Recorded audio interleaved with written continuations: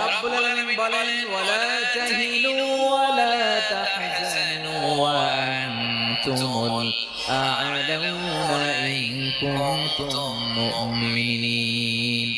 তোমরা চিন্তিত হয় না, ভেঙে পড়ো না, হতাশ হয় না, চিন্তিত হয় না, তোমাদেরই বিজয় হবে যদি তোমরা মুমিন হও। ঠিক কিনা বলেন? আপনারা কি অত্যাচার, আযাব, জুলুম দেখে ভয় পান? হ্যাঁ, নবীদের উপর অত্যাচার ছিল কি ছিল না? সাহাবাদের উপর ছিল কি ছিল না?